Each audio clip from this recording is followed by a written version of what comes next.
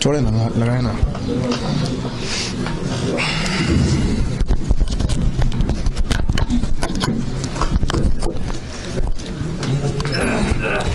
अल्हम्दुलिल्लाहि वहदह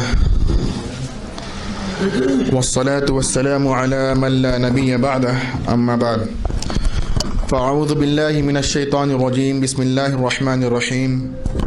या अय्युहल्लज़ीना आमनू अतीउल्लाह व अतीउर रसूल व उलिल अम्रि मिनकुम फ़इन तनाज़अतुम फ़ी शैइन फ़रुद्दूहु इलल्लाहि व रसूल इन कुंतुम तु'मिनूना बिल्लाहि वल यौमिल आखिर ज़ालिका खैरुन व अहसनु तावीला। व क़ाला अन्नबिय्यु सल्लल्लाहु अलैहि वसल्लम तरक्तु फ़ीकुम अम्रैन लन तज़िल्लू मा तमस्सक्तुम बिहिमा किताबल्लाहि व सुन्नत नबिय्यिहि औ कमा क़ाला अलैहि सलातु वस्सलाम।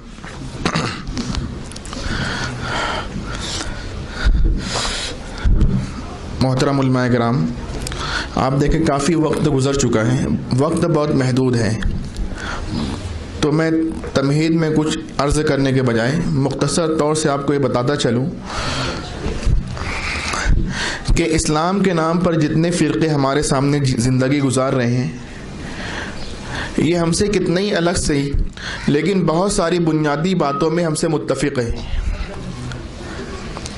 ये तमाम के तमाम लोग अल्लाह को इलाह और उसे वाहदहु ला शरीक मानने में हमसे मुत्तफ़िक़ हैं। हज़रत मोहम्मद मुस्तफ़ा सल्लल्लाहु अलैहि वसल्लम को अल्लाह का नबी और आपको ख़ातमुल अंबिया मानने में हमसे मुत्तफ़िक़ हैं। कुरान को अल्लाह की किताब और उसे क़यामत तक का दस्तूर मानने में हमसे मुत्तफ़िक़ हैं। सिवाय मुनकिरीन हदीस के बाकी तमाम फ़िरक़े किताब व सुन्नत को बतौर दलील एक्सेप्ट करते हैं, इस मामले में वो हमसे मुत्तफ़िक़ हैं। बतौर दीन इस्लाम को कबूल करके इस दीन को क़यामत तक का दीन मानकर, मुकम्मल दीन जानकर हमसे इत्तिफ़ाक़ करते हैं। उसके बाद भी इतने मुख्तलिफ हैं दोस्तों कि जहाँ खड़े हैं अपने आप को हक़ वाला गर्दान कर अपने अलावा को जो है गुमराह, मुस्तहिक़ फिन्नार व सक़र करार देते हैं। इन बुनियादों पे इत्तिफ़ाक़ के बाद ये इख्तिलाफ़ कैसे हुआ? जब हम इनकी वजूहात पे गौर करते हैं, असबाब तलाश करते हैं, तो बहुत सारी वजूहात में हमें दो चीज़ें आला दर्जे में नज़र आती हैं जो इनकी गुमराहियत का सबब बनी। मैं सबसे पहले आप लोगों से कह दूं कि दरमियान में कोई चीज़ लिखने की कोशिश ना करें। उससे मुझे पता है, तजुर्बा है कि बात आगे समझेगी नहीं। मुझे ऐसा नहीं लगता कि कोई ऐसी बात कहूँगा जो आपको पता ना हो, तो आप इत्मीनान रखें, जो आप चाहेंगे इंशाल्लाह मिल जाएगा लिखा हुआ। दो चीज़ें चाहिए आप लोगों की तरफ से मुझे, पहले तो मुकम्मल वक्त, दूसरे यकसुई। और ये मोबाइल का बजना, उसका रिसीव करना या आपका कुछ लिखना, इस यकसुई में खलल अंदाज हो सकता है। तो मैं ये कह रहा था कि हमसे ये इतने कट गए, फ़िरका फ़िरका बन गए, तो दो बुनियादी वजह हमें समझ में आती है। एक तो ये कि इन लोगों ने अहले इस्लाम कहलवाने वाले मुख्तलिफ़ फ़िरक़ों में अपने आप को हक़ वाला जानने के लिए, अपने आप में हक़ानियत को जांचने के लिए और अपने आप को हक़ वाला नाप लेने के लिए जो पैमाना बनाया, वो पैमाना ख़ुद साख्ता है। बात समझ आ रही? उन्होंने जो पैमाना बनाया, खुद साख्ता पैमाना बनाया। पहली गलती तो ये की, किसी ने पैमाना हक़ व बातिल इश्क़ रसूल को बनाया, किसी ने पैमाना हक़ व बातिल हुब्ब अहले बैत को बनाया, किसी ने पैमाना हक़ व बातिल कुरान और सही हदीस पर अमल करने के दावे को बनाया है। हम इन तमाम चीज़ों को बतौर पैमाना कबूल नहीं करते, लेकिन हम ये कहते हैं कि तमाम चीज़ें दीन हैं और इनका इनकार बेदीनी है। जिस तरह नमाज दीन है और नमाज का इनकार बेदीनी है, लेकिन नमाज पैमाने हक़ व बातिल नहीं कि नमाजी होने की बुनियाद पर हम किसी को हक़ वाला जाने और बेनमाजी होने की बुनियाद पर हम किसी को गुमराह फ़िरक़े में शुमार कर लें। ऐसा तो हम नहीं करते। तो ऐसे ही ये तमाम चीज़ें दीन तो हैं, इश्क़ रसूल, हुब्ब अहले बैत, किताब व सुन्नत पर अमल दीन तो है, लेकिन मेरे दोस्तों ये पैमाने हक़ व बातिल नहीं। जब ये चीज़ें हमें बतौर दीन तस्लीम हैं, अब अगर कोई बतौर पैमाना ही सही इन पर नापने की कोशिश करता है तो होना ये चाहिए कि इन तमाम पैमानों पर जांचते हुए नापते हुए हमें भी हक वाला नाप लेना चाहिए और जान लेना चाहिए, उस जगह हमें भी पा लेना चाहिए। लेकिन ये पैमाना बनाने वाले जब इन पैमानों पर नापना और जांचना शुरू करते हैं तो हमें नहीं पाते। उसकी वजह ये नहीं है कि हम उन पैमानों पर नहीं हैं, हम आशिक़ रसूल नहीं हैं, हम मुहिब्ब अहले बैत नहीं हैं, हम किताब व सुन्नत पर आमिल नहीं हैं। वजह ये नहीं है, वजह ये है कि इन्होंने सिर्फ एक ही गलती नहीं की कि पैमाना हक़ व बातिल ये खुद साख्ता बनाया, बल्कि गलती ये की कि इन खुद साख्ता पैमानों पर उतरने का अंदाज भी खुद साख्ता अपनाया।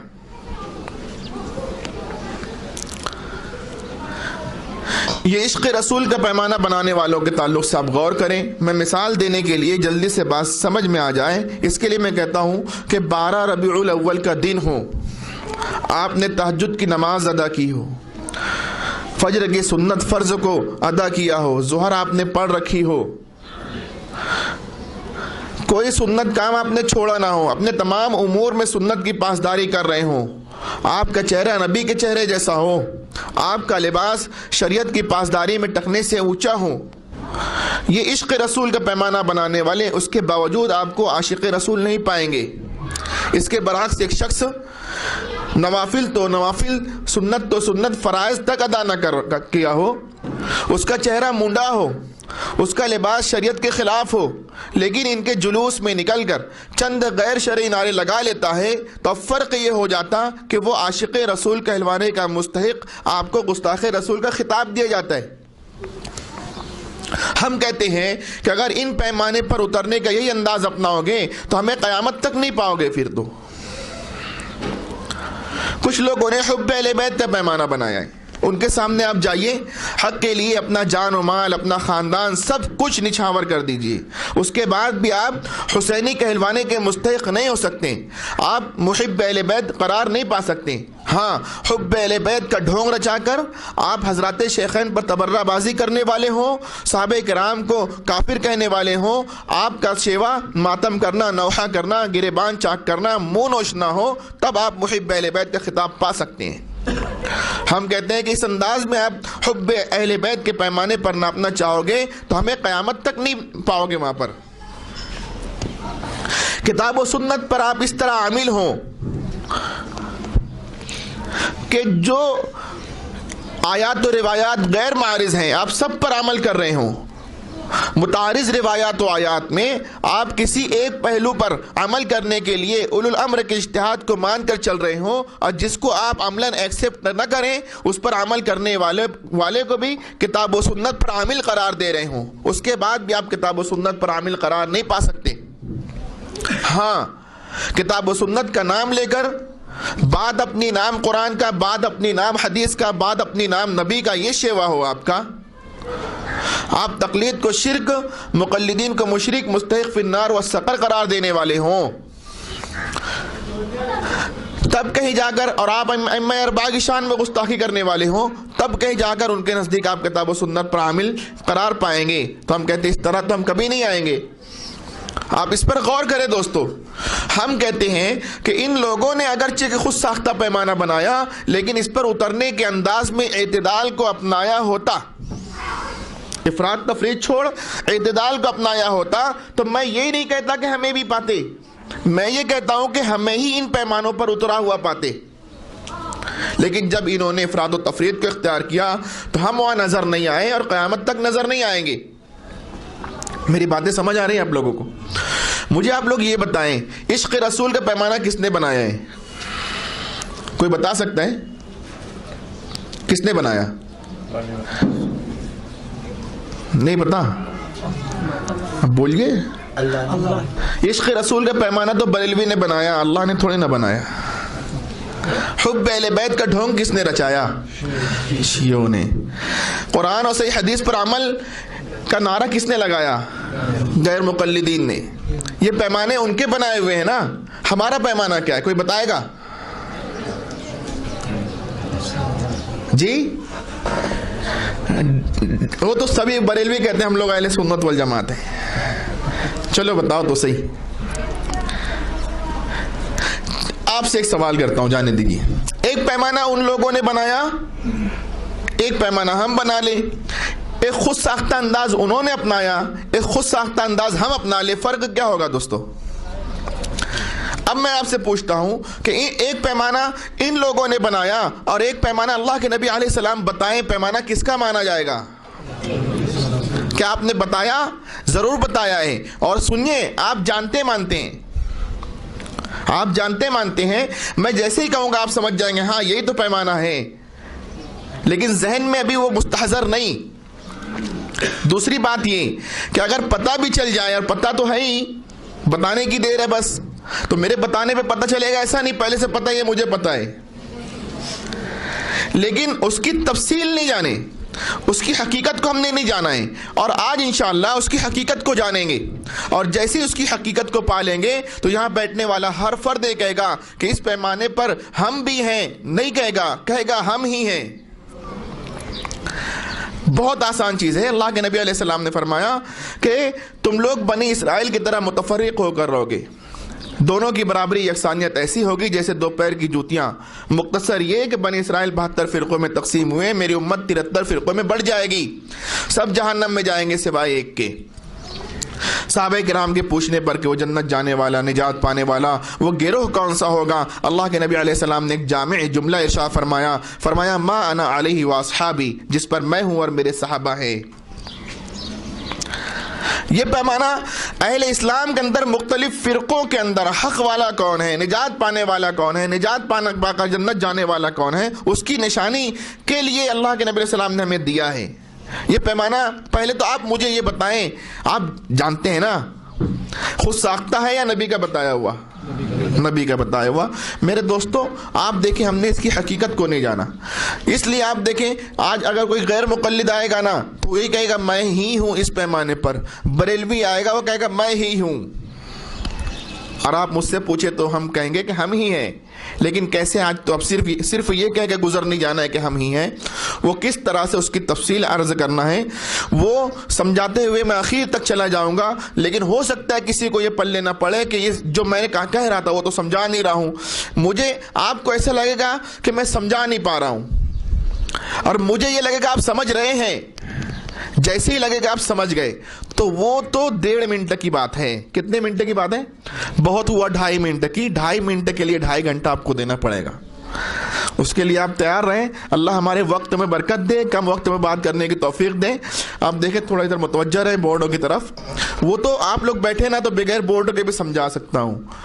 मुझे बात करने में कोई उलझन नहीं, लेकिन मुझे पता है कि दरमियान में थोड़ा सा यकसुई ख़त्म हुई ना तो कहीं से कहीं निकल जाएगा आदमी, तो वो यकसुई बाकी रहे, इसके लिए बोर्ड की ज़रूरत है। आप मुतवज्जा रहें।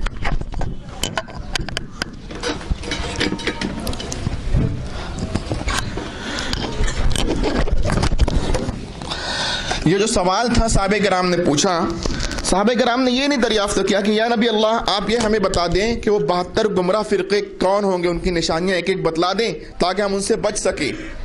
साहबे किराम ने फितरी सवाल किया कि जन्नत जाने वाला कौन है, वो कौन है? एक गिरोह।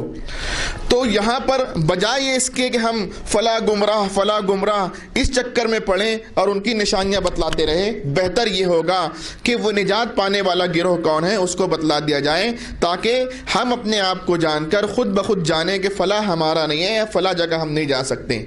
आप देखिए इधर मुतवज्जा रहें।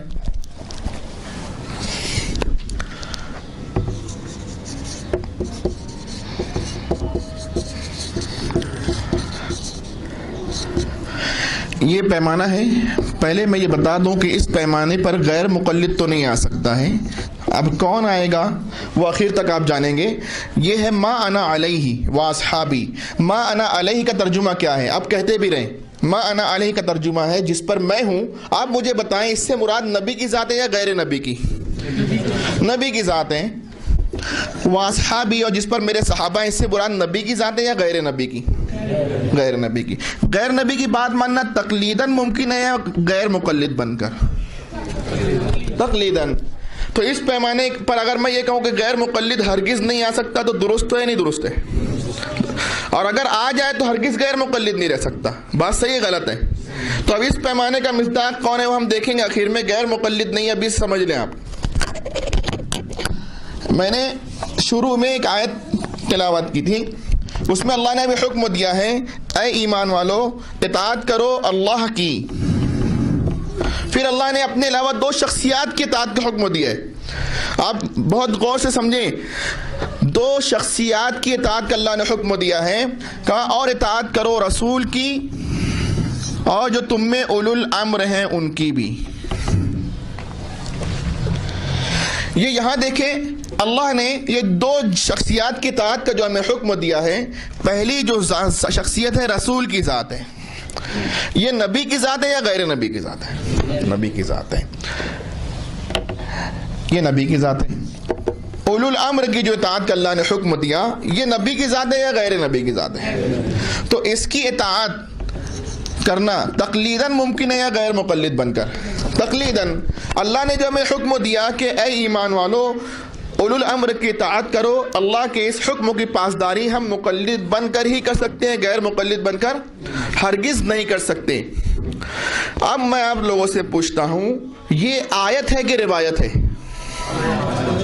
इस पर मैं अल्लाह का शुक्र अदा करता हूँ। अगर ये रिवायत होती तो गैर मुक़ल्लिदीन के पास इसका एक जवाब था। कोई गैर मुक़ल्लिद से आशना जो है वो मुझे बताए तो सही, क्या जवाब देते? अगर ये आयत नहीं रिवायत होती तो पहला हमला क्या होता? बिल्कुल सही, वो ये कहते ज़ईफ़ है। लेकिन अब तो नहीं कह सकते ना। लेकिन अल्लाह ने, मैं कहता हूँ, गैर मुक़ल्लिदीन को अक्ल न दी हो, ज़बान तो दी है नहीं? अभी चलाएंगे ज़रूर। वो कहेंगे कि आपसे सवाल करेंगे, उलुल अम्र से मुराद मुजतहिद हाकिम हैं या मुजतहिद? करते नहीं आपके वहाँ सवाल ये? तो हम कहते हैं जवाब तो इसका आप ही दे दे, हम मान लेंगे। जो आप कहें हम मानेंगे, लेकिन हम आपसे कहते हैं कि आपने सवाल नंबर 2 कर लिया है और सवाल नंबर 1 छोड़ दिया है। सवाल नंबर 1 हम आपसे करते हैं, सवाल नंबर 2 का जवाब आप जो दोगे हम मानेंगे। सवाल नंबर 1 हमारा ये है कि उलुल अम्र से मुराद नबी है या गैर नबी? जब गैर नबी हैं तो अब आप बताएं, आप जो भी इसका जवाब देंगे हम मानेंगे। आप कहेंगे उलुल अम्र से मुराद हाकिम तो हम मानेंगे, आप कहेंगे उलुल अम्र से मुराद मुजतहिद तो हम मानेंगे। लेकिन साथ कह देना कि उलुल अम्र से मुराद हाकिम है लेकिन गैर नबी, इसका मानना तकलीदन ही मुमकिन है, गैर मुक़ल्लिद बनकर हरगिज़ नहीं। उलुल अम्र से मुराद मुजतहिद है, इसका मानना तकलीद ही, लेकिन गैर नबी है, इसका मानना तकलीद ही कहलवाएगा, गैर मुक़ल्लिदियत हरगिज़ नहीं। अब देखें, आप यहां मंजर देखेंगे कि वो अपने सिलेक्शन को खुद नहीं मानेगा।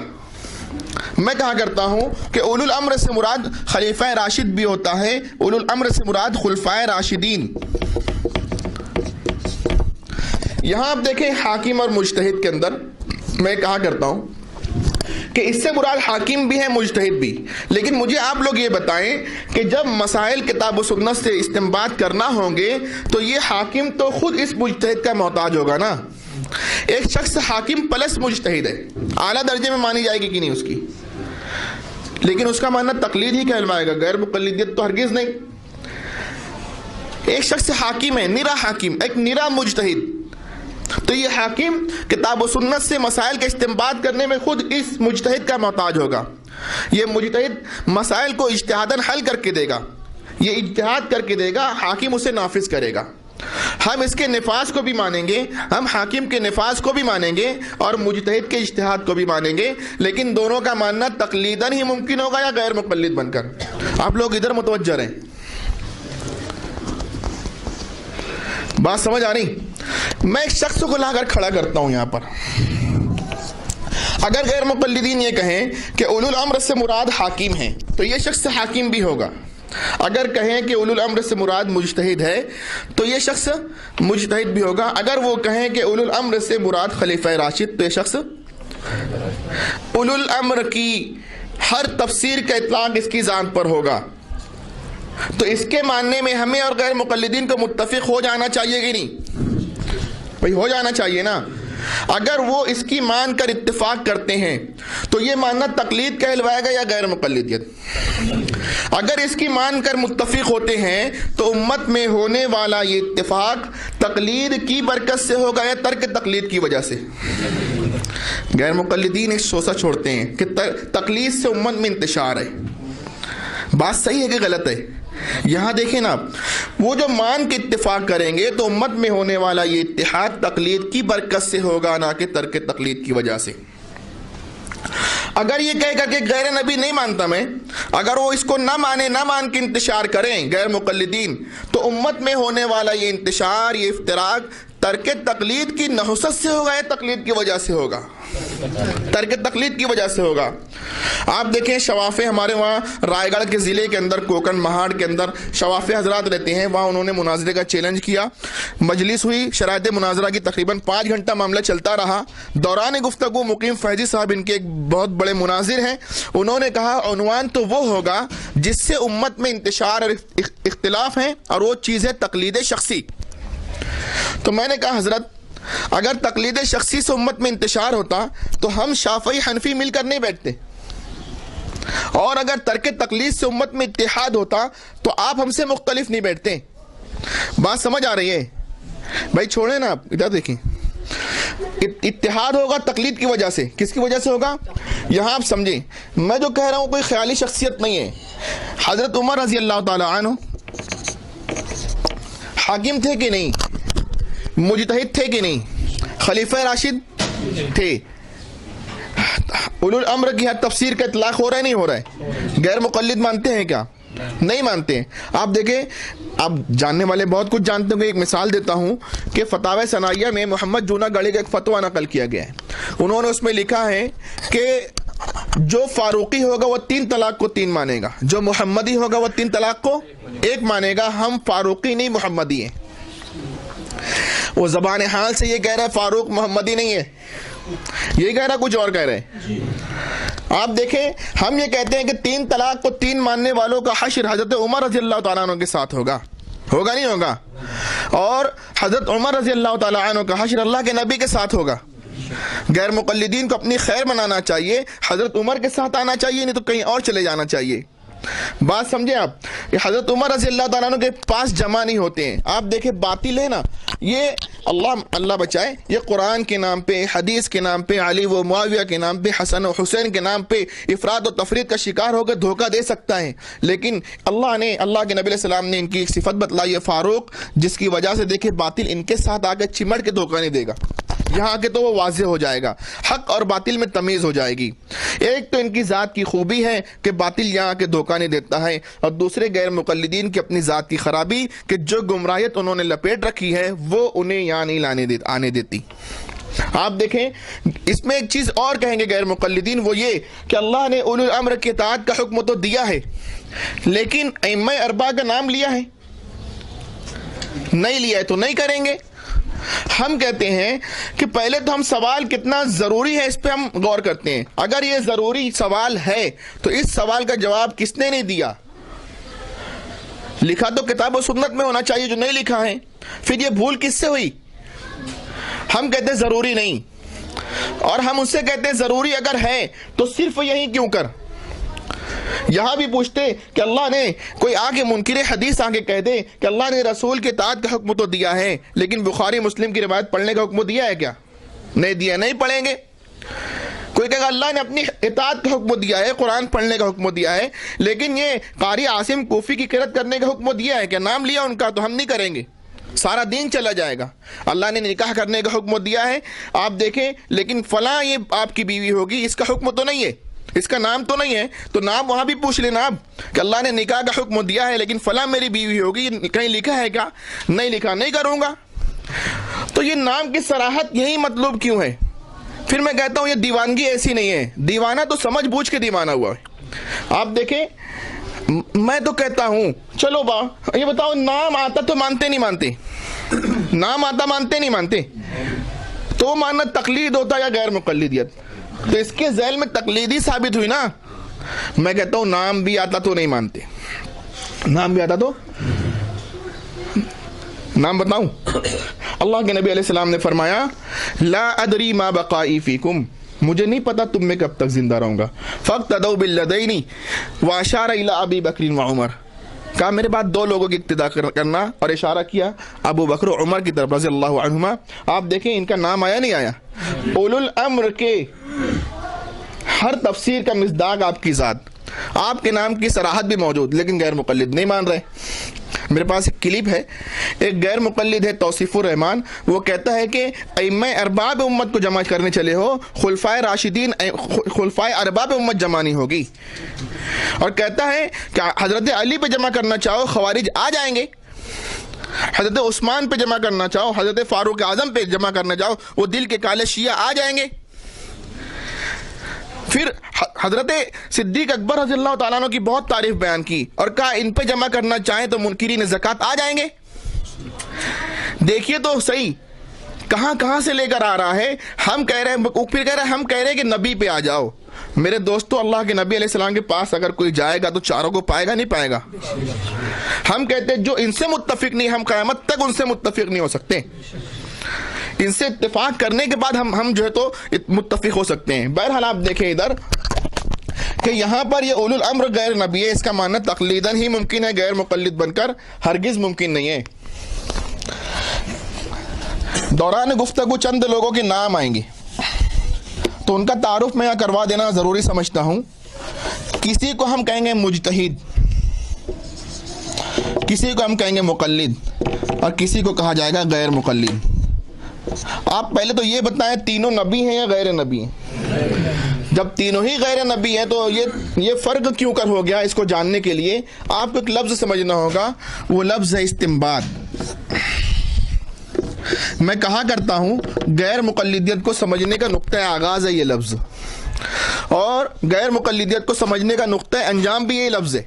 अब इस पे गौर करें, ये लफ्ज़ हैं इस्तिंबात। लुगत में अल्लाह ने देखिए दुनिया में दो किस्म का पानी पैदा किया है। एक पानी को हम कहते हैं ज़ाहिर पानी और एक को हम कहते हैं पोशीदा पानी।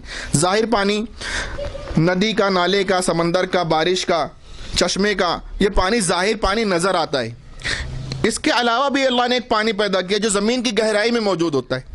जब ज़ाहिर पानी से ज़रूरियात पूरी नहीं होती तो पोशीदा की तलाश होती नहीं होती है। ये तलाश कौन करता है? हम में का हर कोई या कोई? दोस्तों, जो कोई करता है उसमें और हम में फ़र्क होता है छोटा सा। क्या फ़र्क होता है पता? जी, वो उस काम का अहल होता है, हम उस जगह ना अहल होते हैं। इतना ही फ़र्क होता है और कुछ नहीं होता। आप देखें दुनिया का हर काम अहल करता, ना अहल कभी काम नहीं करता, करे तो बिगाड़ देता है। ये मानी हुई बदीही चीज़ है कि दलील चाहिए? दलील लेकिन देंगे इंशाल्लाह। आप देखें कि ये काम तो अहल ही करता है, ना अहल कभी काम नहीं करता। आप देखें बुखारी शरीफ में रिवायत, अल्लाह के नबी अलैहि सलाम ने इरशाद फरमाया, इज़ा वुस्सिदल अम्रु इला गैरि अहलिही फंतज़िर इस्साअ, कि जब काम ना अहल के सुपुर्द किया जाए तो क़यामत का इंतज़ार करो। आप देखें ना सही, आपने इमारत बनवाई है तो इसका नक्शा कोई और बनाया है, इसकी बुनियाद में ईंट और पत्थर किसी और ने डाले हैं, इसके अंदर कलर कोई और करेगा, इसकी लाइट की फिटिंग कोई और कर रहा है। हर एक वो है जो अपने काम का माहिर है। एक ही बंदे से आपने सब कुछ काम नहीं ले लिया। मैं मिसाल के लिए समझाता हूं कि सर्जन जो होता है वो जिस्म में टांके लगाने का माहिर होता है कि नहीं होता? दर्जी कपड़े में टांके लगाने का माहिर होता है। मोची क्या कहते हैं? चमार मोची जो चप्पल सीता है वो चप्पल में टांके लगाने का माहिर होता है। आप ये सोच करके तीनों ही तो टांके लगाने के माहिर हैं, काम को से घुमा दीजिए।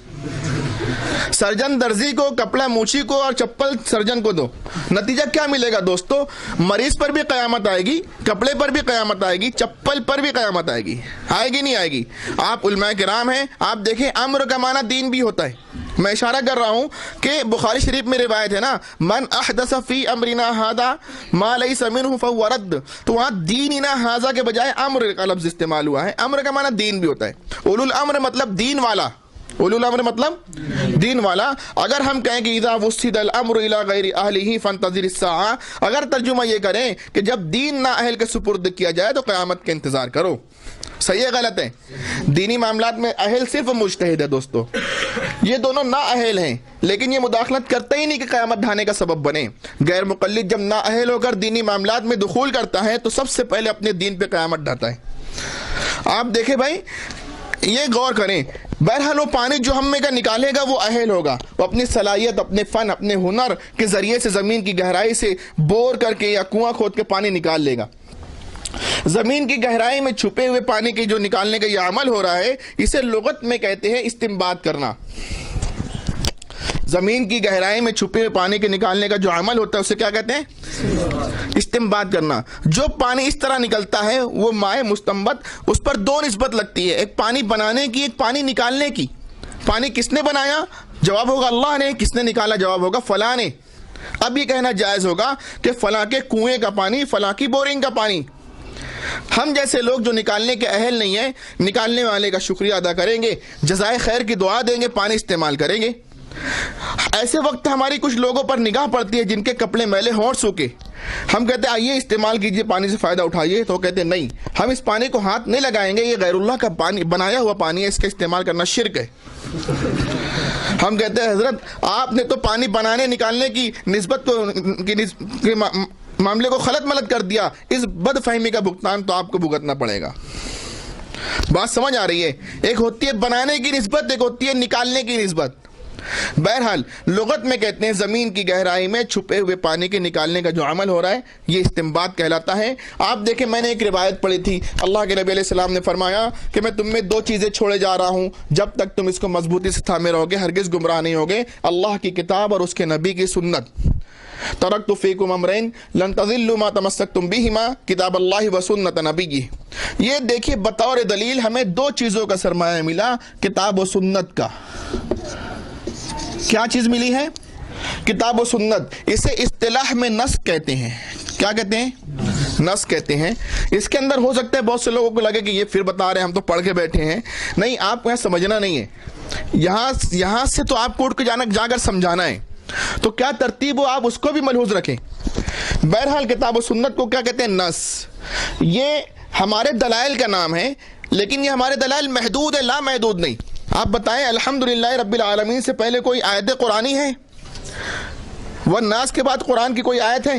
नहीं, आयात कुरानी महदूद है। ऐसी नबी अलैहिस्सलाम के फरामीन मुबारका भी महदूद हैं, लेकिन इन महदूद दलाइल में अल्लाह ने क़यामत तक के लामहदूद मसाइल का हल रखा है। रखा है नहीं रखा है? किस तरह मेरे दोस्तों? इन महदूद दलाइल में अल्लाह ने क़यामत तक के मसाइल का हल तो रखा है, लेकिन दो शक्लों में। कुछ मसाइल का हल किताब व सुन्नत की आयात व रिवायात में जाहिर पानी की तरह जाहिर होगा। कैसा होगा? जाहिर पानी की तरह जाहिर होगा, नजर आएगा, मसला पैदा होगा और हमने किताब व सुन्नत को खोला तो मसले का हल लिखा हुआ नजर आएगा। जैसे आप देखें, हमारे खाने पीने के बर्तन में अगर मक्खी गिर जाए तो मसला पैदा हुआ नहीं हुआ? भाई कोई उलझन तो नहीं हो रही आप लोगों को?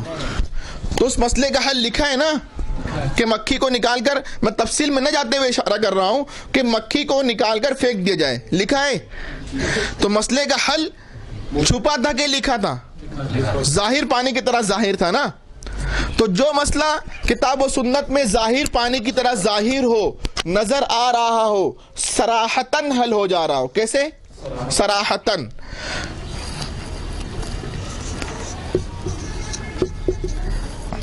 जो मसला किताब व सुन्नत की आयात और रिवायत में लिखा हो, नजर आ रहा हो, सराहतन हल हो जा रहा हो, जाहिर पानी की तरह जाहिर हो, उसे कहते हैं मसाइले मनसूसा। क्या कहते हैं? जैसे मक्खी का मसला, मक्खी का मसला मनसूस है, जाहिर पानी की तरह जाहिर है। किस तरह हल हो रहा है?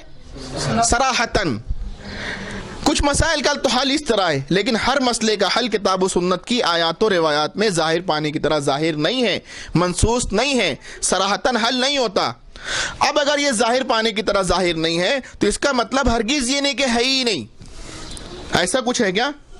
अगर वो जाहिर पानी की तरह जाहिर ना हो तो जरूर भी जरूर किताब व सुन्नत की आयात और रिवायात की तह में पोशीदा पानी की तरह मौजूद है।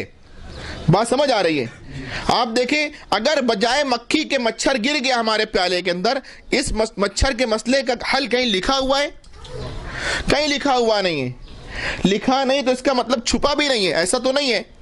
अगर लिखा नहीं तो छुपा है, लिखा नहीं तो छुपा है। जो मसले का हल किताब व सुन्नत की आयात और रिवायात में जाहिर पानी की तरह जाहिर ना हो, बल्कि किताब व सुन्नत की आयात और रिवायात में छुपा हो, उसे कहते हैं मसाइले गैर मनसूसा। क्या कहते हैं? जैसे मच्छर का मसला। अब मसला लिखा नहीं, छुपा है। तो किताब और सुन्नत की आयात और रिवायात की तह से कौन निकालेगा इसे, नबी या गैर नबी? कौन निकालेगा भाई? गैर नबी। अहल या ना अहल? अहल समझ कर निकालेगा। वो मक्खी निकालेगा तो अमल ही नहीं करेगा, मक्खी क्यों निकली इसकी इल्लत को भी पाने की कोशिश करेगा। मुख्तसर तौर पर आप समझ लें कि भाई वो उसकी इल्लत को पाने की कोशिश करेगा तो उसे पता चलेगा कि मक्खी के अंदर दमे साइल नहीं है, बहने वाला खून नहीं है, मुंजमिद खून है, वो माए में जाके तहलील नहीं हो गया, इसलिए उसको निकाल लिया गया, इसलिए मक्खी को निकाला गया। तो अब देखेगा मच्छर में जब वही खून है तो उसी इल्लत के इश्तिराक की बुनियाद पर मच्छर को भी निकाल लेगा। बातें समझ आ रही? आप देखें मच्छर का मसला लिखा नहीं छुपा था, तो अब जरूर भी जरूर नबी नहीं कोई गैर नबी निकालेगा, लेकिन निकालने वाला अहल होगा। वो मनसूस मसाइल पर इल्लत के कयास करके इल्लत के इश्तिराक की बुनियाद पर मच्छर को भी निकाल लेगा।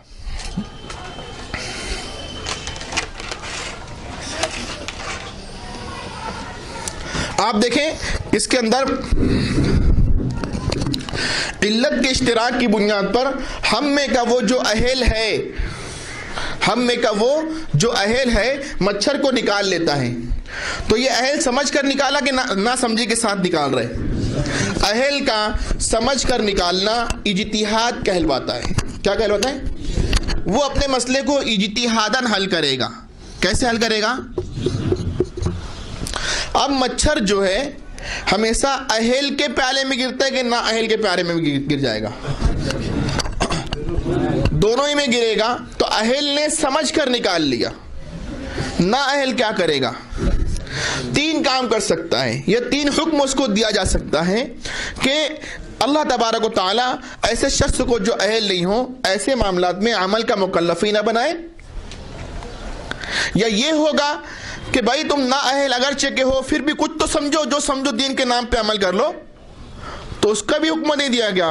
फिर एक तो यही हुक्म होगा अगर तुम नहीं समझते समझने वालों से पूछ लो, तो अल्लाह ने जरूर इसका हुक्म दिया है कि फसअलू अहल ज़िक्र इन कुंतुम ला तालमून।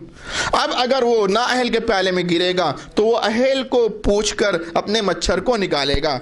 ये अहल समझ कर निकालेगा, ना अहल सुन कर निकालेगा।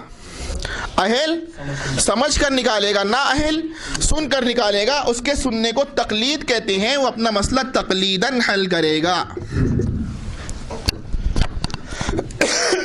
मक्खी का मसला कैसे हल हुआ? मच्छर का मसला इज्तिहादन या सुनिए मुख्तसर तौर पर क़यामत तक आने वाले लाखों करोड़ों अरबों मसाइल के हल की जायज़ सूरत सिर्फ 3 है। कितनी है? 3 नहीं, सिर्फ 3। सराहतन, इज्तिहादन या तकलीदन। आप एक बात यहां समझ लें कि ये जो किताब और सुन्नत की गहराई से मसाइल निकालने का जो अमल हो रहा है, किताब और सुन्नत की आयात और रिवायात की गहराई में छुपे हुए मसाइल के निकालने का जो अमल हो रहा है, उसे शरीयत की इस्तिलाह में क्या कहते हैं? इस्तिंबात करना। किताब और सुन्नत की आयातों रिवायात की गहराई में छुपे हुए मसाइल के निकालने का जो अमल होता है, इस्लामिक टर्म में उसे कहते हैं इस्तिंबात करना। उस इस्तिंबात करने वाले को मुस्तंबित कहते हैं, मुजतहिद कहते हैं। कुरान पाक की ज़बान में मुस्तंबित उलुल अम्र कहते हैं, अहले ज़िक्र कहते हैं, मुनीब कहते हैं, फ़क़ीह कहते हैं। हदीस की ज़बान में मुजतहिद कहते हैं। हम अपनी ज़बान में इमाम कहते हैं। एक ही शख्सियत के मुख्तलिफ नाम हैं। इनकी मानने का अल्लाह ने बार बार हमें हुक्म दिया। कहीं कहा कि उलुल अम्र की इताअत करो, कहीं कहा उलुल अम्र अहले इस्तिंबात की तरफ रुजू करो, कहीं कहा मुनीब की इत्तिबा करो, कहीं कहा अहले ज़िक्र से सवाल करो, कहीं फ़ुक़हा को कहा कि तफ़क्कुह फ़िद्दीन की सलाहियत हासिल करने के बाद अपनी कौम को डराते रहें। भाई हुक्म दिया नहीं दिया? देखिए अभी यहां आप देखिए कि मक्खी का मसला सराहतन हल हो गया। मच्छर का मसला हम में का अहल समझ कर ना अहल सुनकर हल कर लिया। और हमारे सब मसाइल सराहतन, इज्तिहादन या तकलीदन हल हुए नहीं हुए। अब ये मच्छर जो है सिर्फ मुजतहिद के प्याले में या सिर्फ मुक़ल्लिद के प्याले में गिरता है या गैर मुक़ल्लिद के प्याले में भी गिरता है? उसमें उसके प्याले में गिरेगा तो क्या? वो अगर मच्छर निकाल के फेंकेगा तो हम कहेंगे हदीस में है क्या? भाई वो आप लोगों से बहुत सवाल करते हैं हदीस में है क्या, तो आप भी कीजिए, उनसे पूछिए मच्छर जो आप निकाल कर फेंक रहे हैं हदीस में है क्या? तो वो कुछ काम और कर सकता है, मच्छर समेत दूध फेंक सकता है, तो हम फेंकने नहीं देंगे और उससे कहेंगे हदीस में है क्या। अब क्या करेगा बताओ? अब कुछ कर सकता है। वो मच्छर समेत दूध पीने की कोशिश करेगा, लेकिन हम पीने नहीं देंगे और कहेंगे हदीस में है क्या। आप देखें, वो जो कह रहे हैं अहले हदीस के दो उसूल फरमाने खुदा फरमाने रसूल, दो ही उसूल वाजिबुल कबूल अतीउल्लाह व अतीउर रसूल। अल्लाह ने दो हाथ दिया है, एक हाथ में कुरान है, दूसरे में हदीस है, न तीसरा हाथ है न तीसरी दलील है। मेरे दोस्तों, इज्तिहाद और तकलीद के इनकार के साथ वो मच्छर के सामने बेदलील नजर आएगा। वो मच्छर निकाल के फेंकेगा तो बेदलील, मच्छर समेत दूध फेंकेगा तो बेदलील, मच्छर समेत दूध पिएगा तो बेदलील। गलत है सही है? सुनिए, एक मोमिन जाहिल तो हो सकता लेकिन बेदलील नहीं हो सकता। एक मोमिन जाहिल तो हो सकता लेकिन बेदलील नहीं हो सकता। क्यों? कि जिस इस्लाम को वो मान रहा है वो इस्लाम कभी उसे बेदलील नहीं होने देगा। लेकिन गैर मुक़ल्लिद अपने खुद साख्ता नजरियात की बुनियाद पर जब वो मच्छर के मच्छर उसके सामने आता है तो मच्छर के सामने बेदलील हो जाता है। होता है नहीं होता? आप देखें, गौर करें, मुसलमान बेदलील नहीं होता, लेकिन किताब व सुन्नत के से साबित जो इज्तिहाद और तकलीद है, इज्तिहाद और तकलीद के इनकार के साथ गैर मुक़ल्लिद मच्छर के सामने बेदलील हो जा रहा है। ये एक मिसाल समझ आई? एक और समझ लें, गाय हलाल है कि हराम है? कुर्बानी में कितने हिस्से हैं? 7। मुस्लिम शरीफ की रिवायत है 7 हिस्से। मनसूस है मसला, गैर मनसूस है? जाहिर पानी की तरह जाहिर है, मनसूस है। कैसे हल होता है? भैंस हलाल है हराम लिखा है क्या? नहीं लिखा है, तो उसका मतलब है ही नहीं, ऐसा है, छुपा हुआ है। तो हम में का अहल समझकर गाय और भैंस में इल्लत के इश्तिराक की बुनियाद पर भैंस को हलाल बताता है। क्या करता है? मुझे ये बताओ, हलाल बनाता है कि बताता है? मुजतहिद अल्लाह के हलाल को हलाल बताता है, हराम को हराम बताता है। वो अल्लाह के हलाल को हराम करने वाला, हराम को हलाल करने वाला नहीं होता। वो हलाल को हलाल वाज़े करने वाला होता है, हराम को हराम। वो शरीयत साज नहीं होता, शरीयत दान होता है। वो कानून साज नहीं होता, कानून दान होता है। वो जो है ना, शारे नहीं होता, शारे होता है।